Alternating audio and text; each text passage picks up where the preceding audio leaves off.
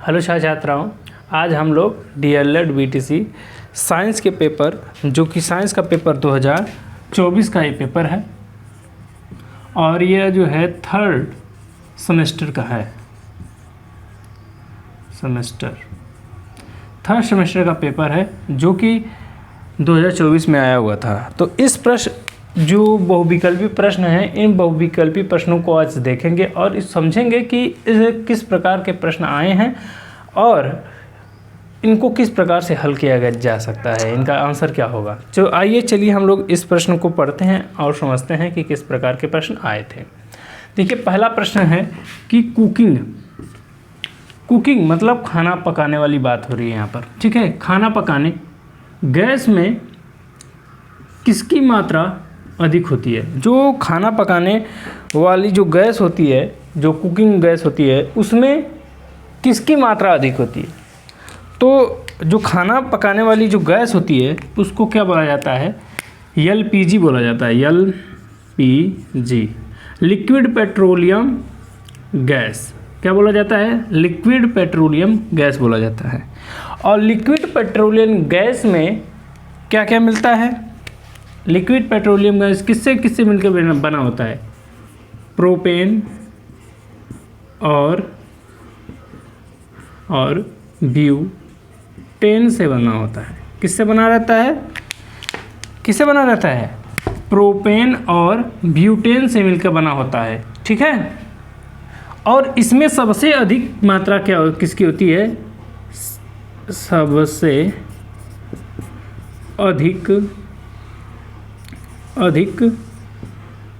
मात्रा ब्यूटेन की होती है। किसकी होती है? ब्यूटेन की मात्रा सबसे अधिक होती है। बात समझ में आया कि नहीं है? तो कभी भी प्रश्न आ सकता है कि सबसे अधिक जो लिक्विड पेट्रोलियम गैस में या खाना बनाने वाली गैस में सबसे अधिक मात्रा किसकी पाई जाती है? तो सबसे अधिक मात्रा जो है किसकी पाई जाती है? ब्यूटेन की पाई जाती है। किसकी पाई जाती है? ब्यूटेन की पाई जाती है। समझ में आया कि नहीं है? चलिए, आप आया समझ में? अब चलते हैं हम लोग अगले प्रश्न की तरफ। देखिए, जो ये मेथेन है और ये सभी गैस हैं, ये सब विकल्प गलत है और बाकी जो ब्यूटेन है वही सही है। चलिए हम लोग अगले प्रश्न की तरफ चलते हैं।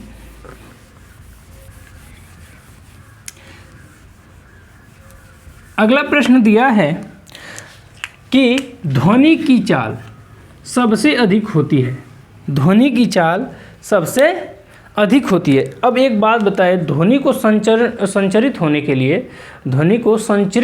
लिए किसकी आवश्यकता पड़ती है? माध्यम की आवश्यकता पड़ती है। किसकी आवश्यकता पड़ती है? माध्यम की आवश्यकता पड़ती है।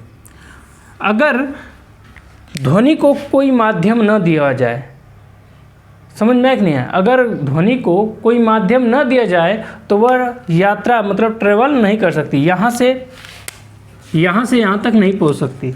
बात समझ में आया कि नहीं है? इसके लिए क्या चाहिए? एक माध्यम की आवश्यकता होती है। इसको एक माध्यम चाहिए। बात समझ में? तो एक जान लीजिए कि जिसका घनत्व तो अधिक होता है, जिसके अणु पास होते हैं, जिसका घनत्व तो अधिक होता है और जिसके अणु पास होते हैं, उसमें जो ध्वनि की चाल क्या होती है? अधिक होती है। यहाँ पर लिख सकते हैं कि समझ में आया कि नहीं है? किसी पदार्थ का जितना अच्छा घनत्व होगा, जितना अच्छा क्या होगा? घनत्व होगा, या उसके अणु जितने ही करीब होंगे उतने ही, जितना अणु करीब रहेगा उसका घनत्व अधिक रहेगा। बस समझ में कि नहीं? तो जिसका अणु जितने करीब होंगे, जितने पास होंगे, या जिसका घनत्व अधिक होगा, उसका जो है क्या होगा? उसमें जो है ध्वनि की चाल सबसे अधिक होगी। समझ में कि नहीं है? किसमें? ध्वनि की चाल। अब एक बात बताइए, ठोस दिया है विकल्प में, गैस दिया है, द्रव दिया है, निर्वात दिया है। अब एक बात बात समझिए कि ठोस का मतलब क्या होता है? ठोस का मतलब होता है इसके अणु सबसे पास है, उसके बाद गैस, उसके बाद द्रव। निर्वात में तो अणु होते ही नहीं है, खाली स्थान है, वहाँ पर कुछ भी नहीं है।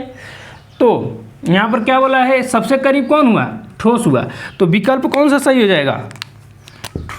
ठोस जो है, सब ठोस में जो है ध्वनि की चाल सबसे अधिक होगी, क्योंकि इसके अणु क्या है, बहुत करीब करीब है, इसलिए इसमें जो है ध्वनि की चाल क्या होगी, अत्यधिक होगी। गैस में थोड़ी उससे कम होगी, द्रव में उससे कम होगी, और निर्वात में होगी ही नहीं। बात समझ में आए? निर्वात में आप हमारे सामने खड़े रहेंगे, आप हमसे बोलेंगे, हमको सुनिए नहीं देगा। बात समझ में आए कि नहीं?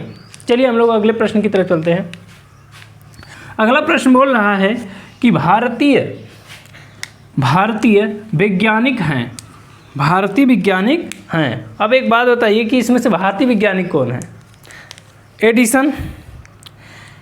एडिसन जो हैं वो अमेरिका के वैज्ञानिक हैं। बात समझ में आया कि नहीं है? कहाँ के वैज्ञानिक हैं? अमेरिका के वैज्ञानिक हैं। उसके बाद आते हैं मैडम क्यूरी। मैडम क्यूरी जो है फ्रांस की वैज्ञानिक हैं। कहाँ की हैं? फ्रांस की वैज्ञानिक हैं। उसके बाद आते हैं सीवी रमन। सीवी रमन ही हैं, ठीक है, सीवी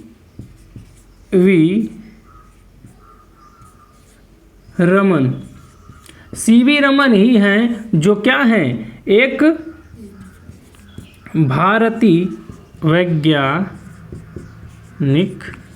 हैं।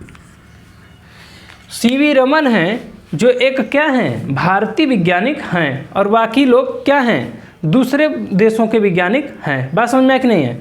और ये जो लास्ट वाले हैं जो गैलीलियो हैं वो इटालवी है। क्या है? इटालवी है, मतलब कि इटली के हैं। कहाँ के हैं? इटली के वैज्ञानिक हैं। कौन? देखिए मैं फिर से बता दे रहा हूँ, यहाँ पर लिख भी दे रहा हूँ कि एडिसन जो हैं वह अमेरिकी हैं,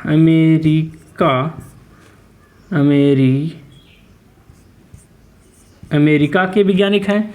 यह है फ्रांस के हैं, ये कहाँ के हैं? ये अमेरिका के हैं, और ये कहाँ के हैं? फ्रांस के हैं। और यह हैं हमारे भारत के, और यह हैं इटली के। कहाँ के हैं? इटली के। बात समझ में आया कि नहीं आया? चलिए हम लोग अगले प्रश्न की तरफ चलते हैं, देखते हैं कि अगला प्रश्न क्या है।